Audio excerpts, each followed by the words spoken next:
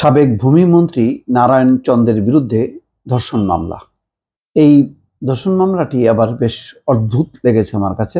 পুরো বর্ণনাটা শুনে আপনারা নিশ্চয়ই জানি না দ্বিমত পোষণ করবেন কিনা বা আমার সাথে একমত পোষণ করবেন কিনা। ঘটনাটা আপনাদের সামনে তুলে ধরি। যে রিপোর্টটা এসছে তাতে বলা হচ্ছে, ক্ষমতাচ্যুত আওয়ামী লীগ সরকারের সাবেক ভূমিমন্ত্রী নারায়ণ চন্দ্র চন্দ ও সাবেক ডুমুরিয়া উপজেলা চেয়ারম্যান গাজী এজাজ আহমেদ সহ 18 জনের বিরুদ্ধে ধর্ষণ মামলা হয়েছে আদালতে। শুনানি শেষে খুলনার সোনাডাঙ্গা থানাকে এজাহার গ্রহণের নির্দেশ দিয়েছেন বিচারক। রোববার দুপুরে খুলনার নারী ও শিশু নির্যাতন দমন ট্রাইব্যুনালের বিচারক আব্দুস সালাম খান এই আদেশ দেন। অন্য আসামিরা হলেন ইউপি চেয়ারম্যান গাজী তহিদ, গাজী আব্দুল হক, আলামিন গাজী, আক্তারুল আলম সুমন, সাদ্দাম গাজী, ইমরান হোসেন, হেদায়েত মোড়ল সহ আরো কয়েকজন। মামলার বিষয়টি নিশ্চিত করেছেন বাদীপক্ষের আইনজীবী মমিনুল ইসলাম। তিনি বলেন, আদালত শুনানি শেষে সোনাডাঙ্গা থানাকে মামলা গ্রহণের নির্দেশনা দিয়েছেন। আদালত সূত্র বলছে, বিয়ের প্রলোভন দেখিয়ে এক নারীকে দীর্ঘদিন ধরে ধর্ষণ করে আসছিলেন ডুমুরিয়া উপজেলার সাবেক চেয়ারম্যান গাজী এজাজ আহমেদ। গত 27শে জানুয়ারি রাতে ধর্ষণের অভিযোগ তুলে ওই নারী খুলনা মেডিকেল কলেজ হাসপাতালে ভর্তি হয়। পরদিন হাসপাতালের ওয়ান স্টপ ক্রাইসিস সেন্টারের সামনে থেকে কয়েকজন লোক জোরপূর্বক ভুক্তভোগীকে মাইক্রোবাসে তুলে নিয়ে যায়।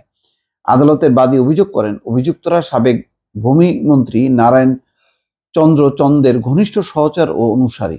তাদের বাঁচাতে মন্ত্রী অবৈধ প্রভাব বিস্তার করায় চিকিৎসা শেষ হওয়ার পূর্বে তাকে হাসপাতাল থেকে রিলিজ দেওয়া হয়। এরপর তাকে বিভিন্ন স্থানে আটকে রেখে শারীরিক ও মানসিক নির্যাতন করে মিথ্যা বক্তব্য দিতে বাধ্য করা হয়।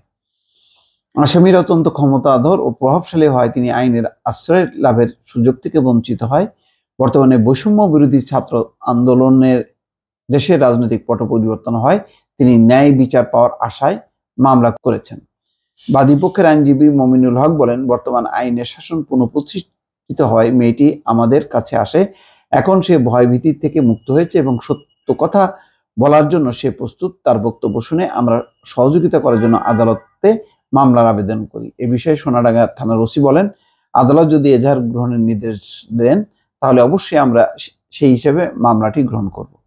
কিন্তু এখানে যেটি বক্তব্য হলো যে ক্ষমতাচ্যুত আওয়ামী লীগের সাবেক যে ভূমিমন্ত্রী নারায়ণ চন্দ্র চন্দ, তার সরাসরি সম্পৃক্ততা দেখা যাচ্ছে না।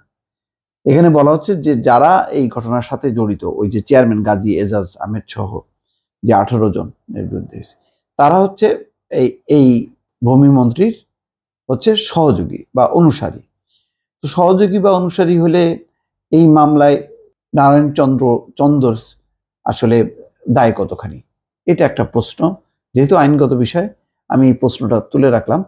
আর সরাসরি যেহেতু তার বিরুদ্ধে মামলাটা না, এটা তাহলে কতখানি যুক্তিসঙ্গত হবে, এটাও একটা প্রশ্ন সাপেক্ষ। কারণ এটা ধর্ষণ, হত্যা, এই ধরনের খুবই সেন্সিটিভ মামলা। এগুলি যদি মানে একেবারে যারা জড়িত তারা বাদে যদি অন্যদেরকে যুক্ত করা হয়, তাহলে এটা আমার ধারণা যে মামলার যে মূল যে থিম বা অভিযোগ, সেটা আসলে হালকা হয়ে যায়। দর্শক ভালো থাকবেন, আল্লাহ হাফেজ।